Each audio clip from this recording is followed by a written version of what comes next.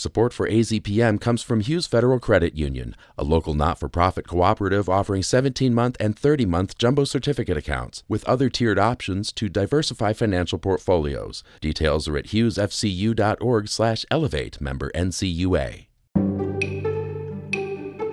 Welcome to AZPM News Daily, a wrap-up of all the day's news from Arizona Public Media.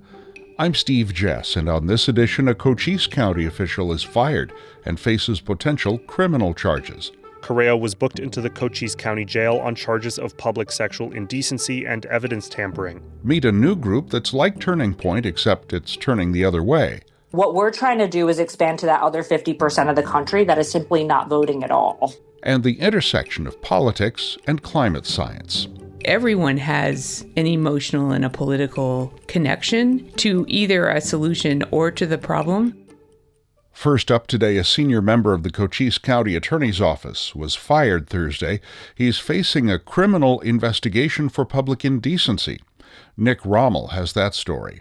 Chief Civil Deputy County Attorney Paul Correa was arrested on Thursday for an incident police say happened the night before. According to the Sierra Vista Police Department, a suspect filmed a juvenile female in a Sierra Vista Target store. Police say the girl's father followed the suspect into the parking lot where he saw the suspect, quote, watching a video of his daughter with his pants disheveled. Correa was booked into the Cochise County Jail on charges of public sexual indecency and evidence tampering. In a statement, Cochise County Attorney Lori Zucco said she decided to fire Correa immediately after hearing the allegations. Because Correa worked for the Cochise County Attorney, the criminal investigation against him is being handled by the La Paz County Attorney due to conflict of interest. Nick Rommel, AZPM News. Erica Kirk, the new leader of Turning Point USA, kicked off this year's annual conference in Phoenix on Thursday by calling for attendees to honor her late husband's memory and get J.D. Vance elected president in 2028. Erica Kirk was quickly chosen as the new leader of Turning Point following Charlie Kirk's assassination in September.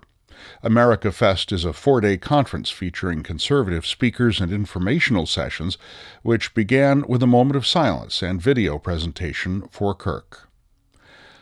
America Fest isn't the only conference underway in Phoenix at the moment. There's a counter-convention of sorts that's being held at a nearby grill. It's called National Ground Game, and it has attracted a politically progressive crowd to Phoenix. Its founder is Z. Cohen Sanchez. I think that National Ground Game, what we're going to be more focused on is expanding the vote beyond the people that are currently voting. So what we're trying to do is expand to that other 50% of the country that is simply not voting at all. The organization is bringing streamer and political commentator Destiny to debate rival MAGA voices for a live event on Saturday. Former Tucson City Council member Roque Perez has announced a bid for the Arizona State Senate. He'll be running against State Representative Alma Hernandez, who has reached her term limit in the House. The two Democrats will run against each other for the state currently held by Sally Ann Gonzalez, who's also reached her term limit in the state Senate. In May, Perez was appointed by the Tucson City Council to temporarily fill the seat left vacant by former council member Richard Fimbres. The Pascua Yaqui Tribe's health department is benefiting from the first Tribal Health Department Fellowship, which launched in September and aims to foster relationships with health centers at the University of Arizona. It's sponsored by the Association of Schools and Programs of Public Health. Thatcher Warwick-Hess has more on that.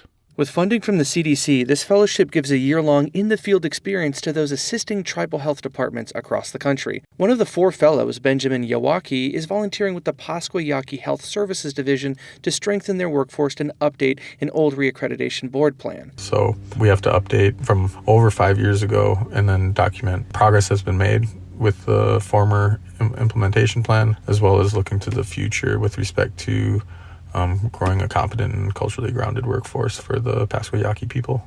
Until August of 2026, Yawaki will also be involved with fostering the Academic Health Department partnerships, aimed at bridging academics and practitioners from the Pascua Yaqui tribe. I'm Thatcher Warwick-Hess, AZPM News.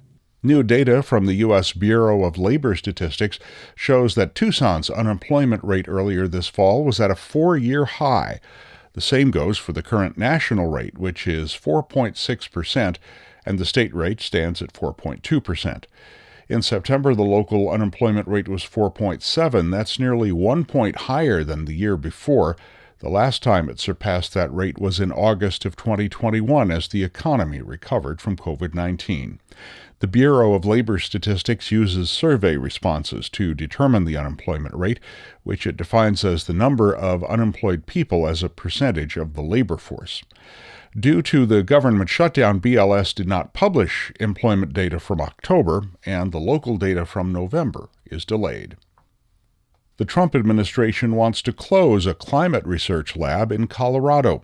Tony Perkins has more from a University of Arizona researcher who's watched recent politics dismantle the country's climate concerns. U of A environmental sciences professor Kathy Jacobs served as a White House water policy and adaptation advisor during the Obama administration. Everyone has an emotional and a political connection to either a solution or to the problem. Jacobs notes many of the policies she backed are being dismantled by the current administration. President Donald Trump recently called for the shutdown of the National Center for Atmospheric Research. It runs the largest federal research program on climate change and supports research to predict, prepare for, and respond to severe weather and other natural disasters. Jacobs says the politicization of climate science is making it hard to get people to focus on the issue. I'm Tony Perkins, AZPM News. For a deeper dive into this subject, look for Arizona Science on our website, azpm.org. And now you're caught up with the stories we've covered today at Arizona Public Media. Thanks for listening. Subscribe to AZPM News Daily wherever you get your podcasts. I'm Steve Jess, and we'll be back for a shorter week of podcasts after the weekend.